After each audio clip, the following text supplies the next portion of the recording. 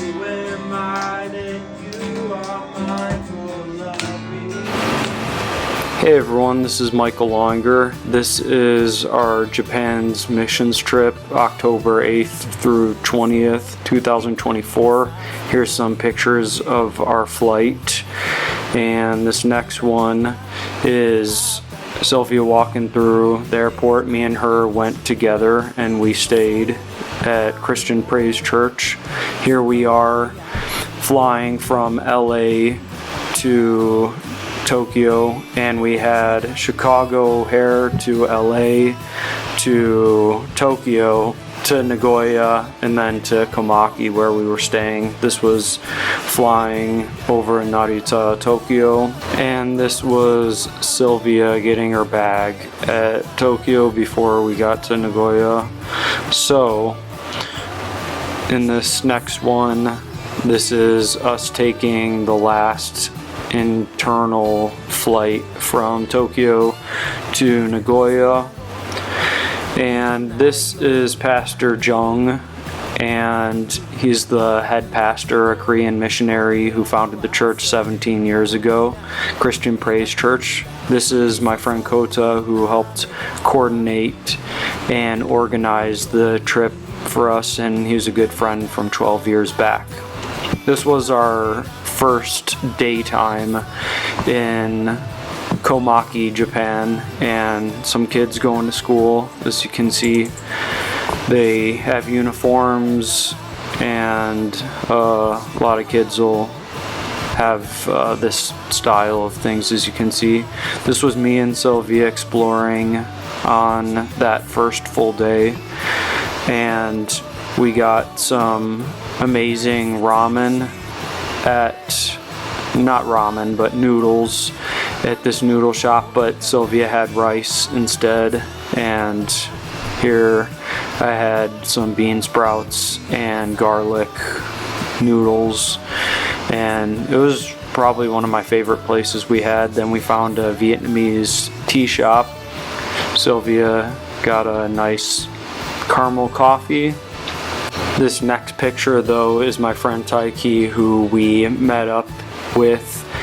He actually happened to be free even though we hadn't made plans prior. He works at Toyota only about 50 minutes away, and God lining that up was really cool. This is some of the English classes that we were teaching. This was the first one, and we taught about Abraham, how you can be part of God's family and how God is trustworthy because he promised that there would be a great nation to Israel, and here it is today. This was the very first class, and this is the Fukui family, and they were so generous and kind. We got to eat there the second night or so.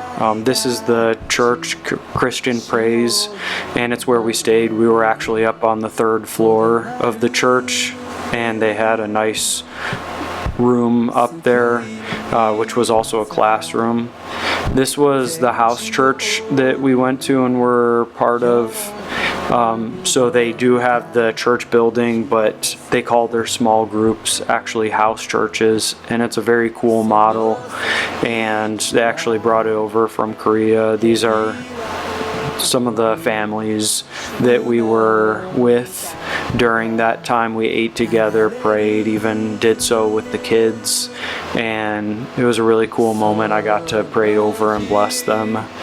And so here's me and Sylvia with the families, and it was a really nice time and great time of fellowship. I could really tell how much they loved and cared. And so this is another picture from, I believe, probably the first day of class. Got to play guitar, and so they got to learn some English and sing along, get to practice their skills. We used English as a tool to be able to teach the Bible. And so here we were at the youth group, which met upstairs actually in our apartment, and then back to the house church here. Sylvia with two of the ladies, and they were all really nice. So this was the second class, and we got to straight up share the gospel in that one, and you'll see a picture later on. But this is Shinosuke and his family, and they were really amazing, kind, loving, enjoyed being with their family. They have some cool little kids, and you can see them in some of the photos as well for the classes. And this is Sylvia playing games with the kids.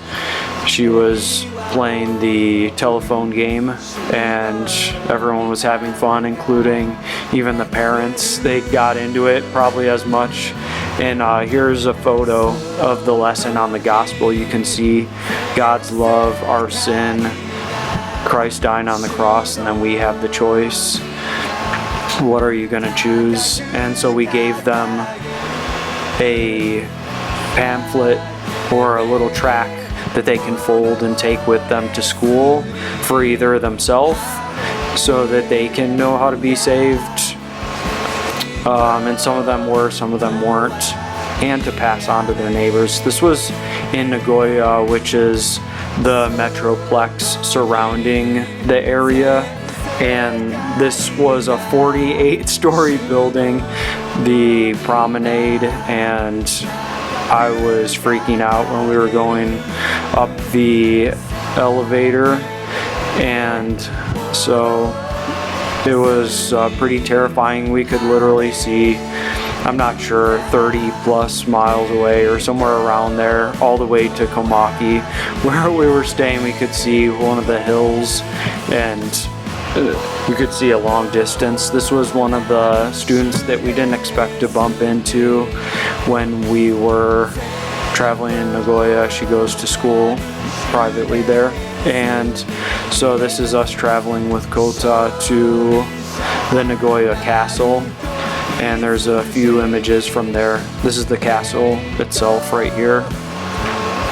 It was a pretty good experience. We didn't get to go inside because they're modeling it or remodeling it, since it was destroyed quite a long time ago in an accident, burned down or pillaged, I can't remember exactly.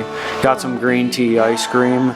Green tea is one of my favorite things to drink or eat, and there's lots of matcha flavored things there. So you can see the Nagoya Castle sign right here, and that's me and Sylvia in front of it. We got to also see where the samurai used to end up meeting, and where they would stay and hold different meetings. And this is a sign of Nagoya.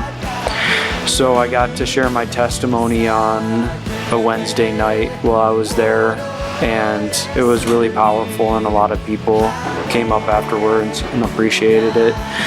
Kota, like I was saying, he's one of the part-time pastors there, and he does an amazing job working, especially with the youth there, but he also overheads a lot of other stuff.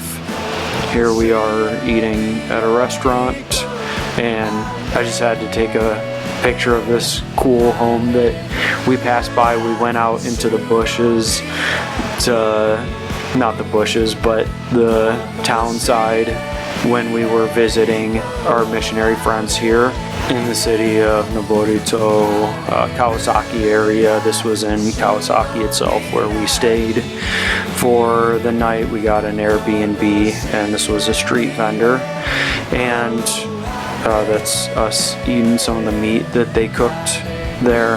But the missionaries, Seth and Jess, they actually work with Paz Church down there in that Tokyo-ish area, Noborito, like I was saying, and they do lots of good work out there helping the church. Have even done some suicide prevention related stuff. They're also teaching English right now. And this was the area or alley where we stayed, and Sylvia wanted me to take a picture of the kids going to school again. So that was our stay in that area. And man, let me tell you, the transportation was crazy when we were there. There's a pigeon getting off the hook, getting through for free. But here's Sylvia and me on the Shinkansen, or bullet train as many people call it, going to and from Nagoya to Yokohama. And so we spent time in that area. That's actually where we went out to get lunch off in the village area. But here we are back at Nagoya when we came back the next day, and we were in Nagoya and met up with one of the friends from the church there. She was a Filipina, and so we enjoyed going shopping with her, and she was really nice, showed us around the city. And there's this wireless electricity tower and really nice sky area with a pool, not that you can swim in, but a fountain sort of area that lights up, and you can see now at night. It started raining while we were out there, so it was quite a experience. And as you can see, Japanese people use umbrellas more than hoods. So there's the tower lit up, and it was a little bit on and off with the rain that evening, but it was really beautiful from up there. You could see a good chunk of the city, and so we really enjoyed our time there with a friend. And like I was saying, the people are so hospitable. One of the things that really stood out to me, and the phrase going through my mind, is what Jesus said: they'll know you're my disciples by the way you love each other. And despite Japan being a polite culture, a lot of it's out of obligation, but these people had no obligation in their heart. They did it out of love. And like I said, people had us over and invited us out to places. We're always paying for us, even though we were fully able to do it ourselves. Everyone was a blessing there. So this was our time, and that's when we said goodbye that night. It was later on, and so this was our last day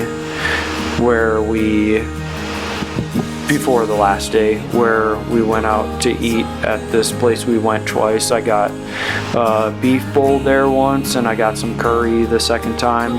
Probably two of my favorite dishes, that and ramen.